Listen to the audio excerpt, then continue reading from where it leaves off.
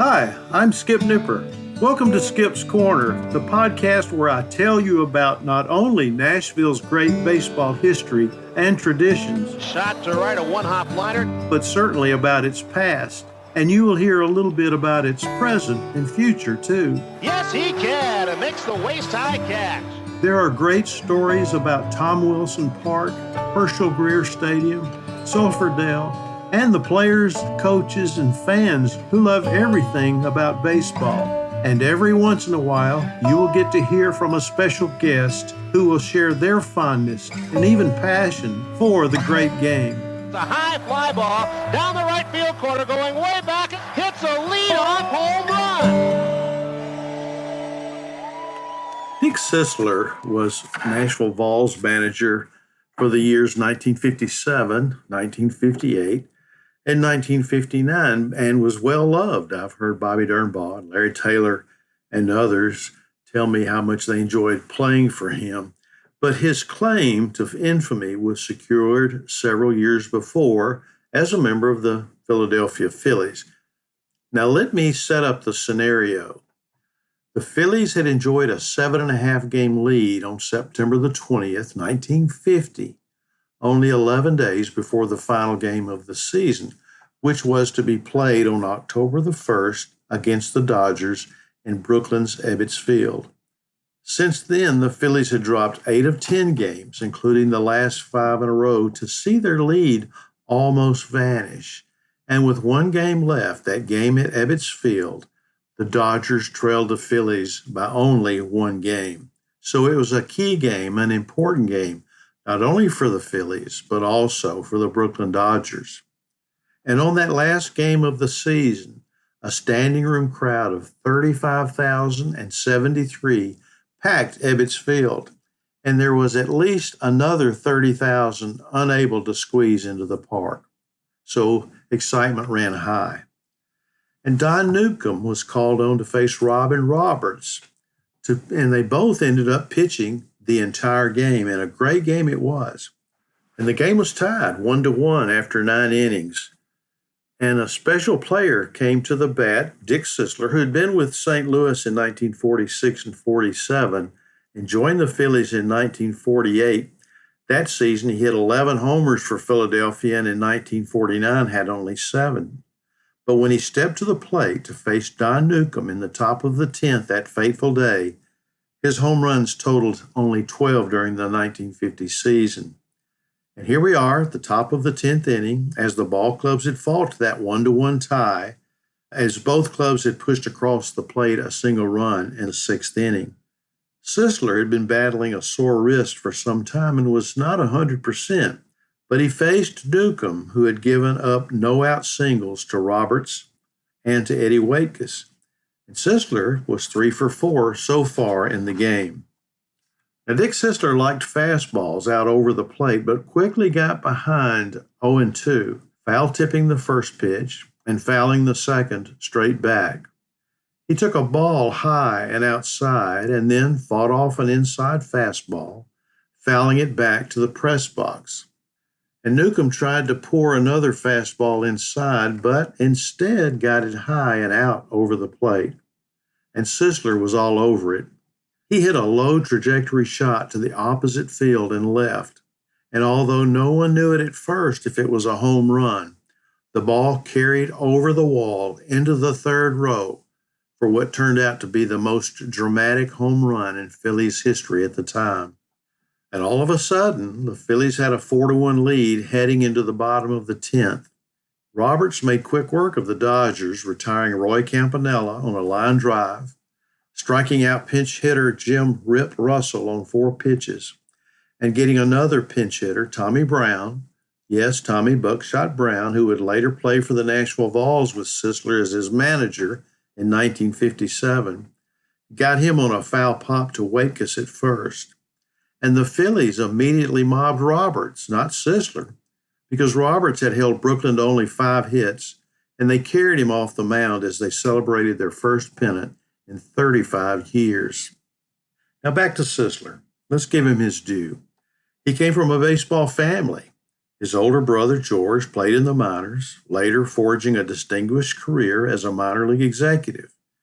And Dick's younger brother, Dave, pitched in the majors, and their father, George Harold Sisler, was a Hall of Famer whose playing accomplishments dwarfed those of Dick during his 8 years in the majors, yet Dick achieved something that eluded his illustrious elder. He played on 2 pennant winners, one of which, the 1946 Cardinals, won the World Series. Richard Allen Sisler was born to George and Kathleen Sisler in St. Louis on November the 2nd, 1920, the second of those 4 children. Besides the 3 brothers, there was a sister, Frances. Now, Dick Sisler spent 4 years in the minors, working his way through the Cardinals system. It was a daunting experience as he endured taunts from numerous players about not measuring up to his Hall of Fame father, such as he would hear, "You've got to earn your own way in this league," or "Why don't you let your dad field for you? Put a glove on your foot," were among the many comments made. And despite being hassled, Sisler played well. During his inaugural season, 1939, with the Washington Redbirds in the Class D Pennsylvania State Association, he hit .319 and led the league with 16 home runs. The next year, moving up to the Class C Michigan State League and playing for the Lansing Lancers, he hit .322 and paced the league with 12 triples. He moved up to the Nashville Tourists in the Piedmont League in 1941, performing reasonably well, batting at a .270 clip. Soon after, the draft-eligible Sisler enlisted in the Navy, rising to Chief Petty Officer and serving as a physical instructor at the Bainbridge Naval Training Center in Maryland through World War II. And upon his discharge in late 1945, Sisler played winter ball for Havana at the behest of the Cardinals because St. Louis was not high on incumbent first baseman Ray Sanders and wanted to give the 25-year-old Sisler a long look, despite his having played exclusively as an outfielder in the minors. Well, he did not disappoint. In his first game for Havana, Sisler hit 2 home runs, and soon afterward, he hit 3 more off Sal Magley. And as the season progressed, Sisler continued his long ball exploits, once driving a pitch over a 450-foot fence in Havana. Immensely popular, Sisler became known as the Babe Ruth of Cuba and received numerous gifts as well as a gold medal from the president of Cuba. He could not go anywhere without attracting large crowds, not to mention the notice of local resident Ernest Hemingway, whose interest in baseball caused him to invite Sisler to a party one evening. The season ending, Sisler returned to the States, a frontrunner to take over first base. Cardinals owner Sam Breeden unloaded Sanders, whose underperformance in 1945 made him expendable, and Sisler hit over .400 during spring training and opened the season at first for St. Louis, playing his first major league game on April the 16th, 1946, against the Pittsburgh Pirates. And in his first at-bat, Sisler doubled in 2 runs. By early June, however, Sisler was hitting in the mid-260s with but 1 home run when he injured his hand and was forced out of the lineup for a few days. In that brief time, he left his job to Stan Musial, who was shifted from left field to first. St. Louis ended the season tied with Brooklyn and won the first 2 games of a best-of-3 playoff to take the pennant. And in the World Series, the Cardinals bested the Red Sox in 7 games.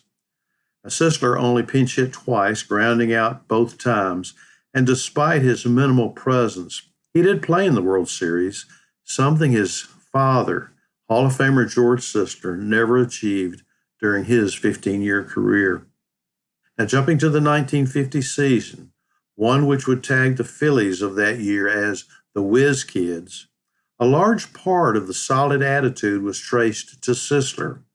Keeping things loose, Sisler did innocuous things like leading the team in singing, whether in the shower or on a bus. Called the Big Cat by his teammates, he was one of the team's most popular players, helping to ensure that the atmosphere stayed on even keel. And this from a man who stuttered. While his efforts were vital in keeping things loose, there was also a fierce desire to win. The World Series against the Yankees began 3 days later, and Sisler was just 1 for 17, because after the Phillies won the pennant on the last day of the season, the World Series really proved anticlimactic.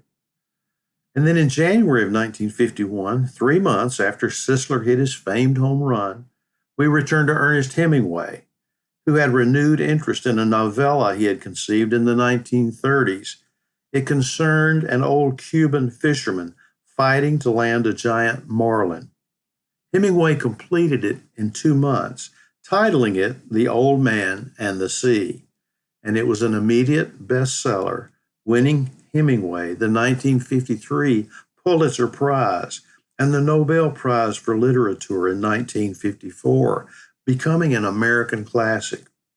But in the book, the old fisherman, Santiago, says to the boy, "In the other league between Brooklyn and Philadelphia, I must take Brooklyn. But I think of Dick Sisler and those great drives in the old park. There was nothing ever like him. He hits the longest ball I have ever seen." The 1950 season proved to be Sisler's finest. He hit .296 with 13 home runs and 83 RBIs. And from then on, the fortunes of both Philadelphia and Sisler declined. In 1951, the club fell to fifth, the loss of key players generating the poor finish, and Philadelphia gradually drifted to the lower echelons of the league with the failure to obtain new prospects and tardiness in recruiting African Americans, both major factors in their decline. Sisler played 6 more years in the minors with various clubs, along the way posting several 300-plus marks before hanging up his spikes while managing the Nashville Vols, a Cincinnati farm team, in 1957. First-year manager Dick Sisler, who also played first base, had his ball club in the thick of the pennant race through the 57 season. And his team finished in third place, but only 3 games behind pennant-winning Atlanta and 2.5 games behind second place Memphis. In addition, Sisler was instrumental in the group of local leaders who formed a corporation, Vols Incorporated, or Vols Inc., to purchase the club from owner Ted Murray.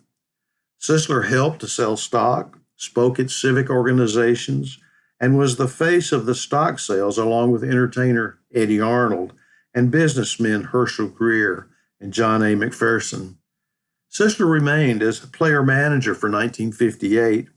The club was 76 and 78 before he gave up his playing career for 1959, managing only in Nashville's best season under his tutelage when the club finished 84 and 64. In 1960, Sisler was promoted to manager of the AAA Seattle Rangers. When the 1960 season ended, Cincinnati batting coach Wally Moses moved to the Yankees organization.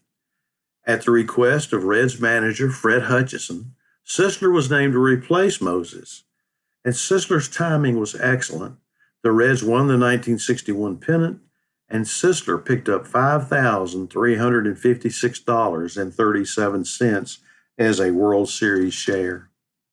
He continued with the Reds the next several years. In 1962, his brother Dave joined Cincinnati as a reliever in what would be his final season in the majors.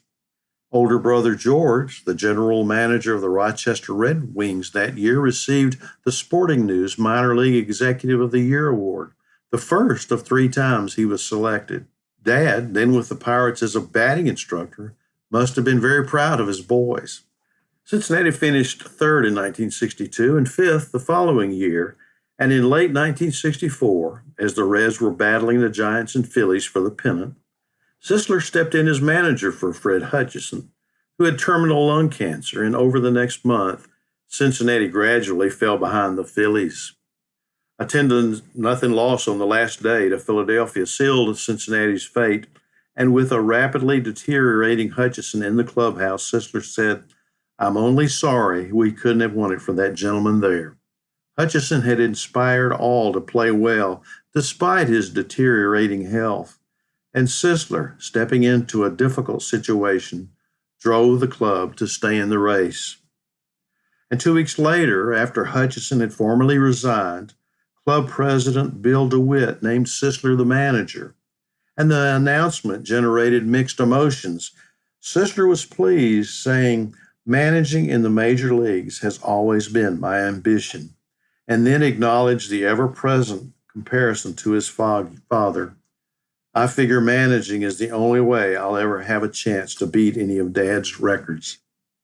Well, acknowledging that Hutchison's illness gave him his chance, he said, "I certainly hate to move up under these conditions." But Hutchison, for his part, was happy for Sisler, telling DeWitt, "I'm happy to see you make Dick manager." And within weeks, Hutchison was dead at the age of 45.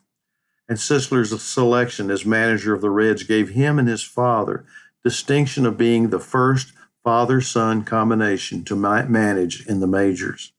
As the 1965 season began, Cincinnati was picked to finish third behind Philadelphia and the Cardinals. The Reds' main strength was derived from a pitching staff considered one of the best in the league that included Jim Maloney and Jim O'Toole, and although Maloney delivered, the rest of the staff did not. The day after the season ended, DeWitt fired Sisler, and the last week collapse probably influenced the general manager. Those close to the club thought DeWitt often second-guessed Sisler's handling of the pitching staff, effectively undermining Sisler. He was bitterly disappointed when told his contract would not be extended. Although Sisler had been offered a job in the Reds organization, he left and was quickly hired as a batting coach for St. Louis. He was with the Cardinals in '67 and 1968 as they won pennants, and in 1967, the Cardinals won their 8th World Championship. Sisler left St. Louis in 1970 to take on a full job as Director of Recreation for Tennessee's Department of Corrections at the invitation of Governor Buford Ellington. He supervised a staff of 30 who oversaw recreational activities for inmates at 10 facilities. In describing his job, Sisler said, "A good recreation program affects a man mentally. There's a lot of rehabilitation through recreation. It allows inmates to let out a lot of steam, and it's a chance for them to relax and get their minds off other things." But Sisler got back into baseball in 1976 when the San Diego Padres hired him as their batting coach. After 2 years with the Padres, he was again out of the game, but resurfaced in 1979 as batting coach with the New York Mets. His experiences and the lessons his father had shared with him over the years made him a sought-out instructor. And after the 1980 season, Sisler resigned from the Mets, and through the 1980s was a roving instructor for the Cardinals, working with prospects in the lower minor leagues. And after retiring from the game, he volunteered as batting coach at Belmont University in Nashville. Having hit one of the most dramatic home runs in baseball history, Sisler was always of interest to baseball writers who wanted to revisit the Whiz Kids' 1950 pennant run. But by 1994, his memory began to fail, and he went into a nursing home. Sisler died on November the 20th, 1998, at the age of 78 after contracting pneumonia. He was survived by his wife, Dorothy, his son, Richard, 3 daughters, Kathleen, Patricia, and Sherry, brothers Dave and George, his sister, Frances, 10 grandchildren, and 4 great-grandchildren, and was buried at Woodlawn Memorial Park in Nashville. And that's the story of Dick Sisler, who in 1950 hit a home run to help the Philadelphia Phillies, the Whiz Kids, to their first pennant in 35 years, who was a successful manager in the minor leagues, especially at Nashville and Seattle, who everybody loved in Nashville, 1957, 1958, and 1959, who passed away here in Nashville and is buried here. It's a great testament to a life well lived, a baseball life from a baseball family. Thanks for listening.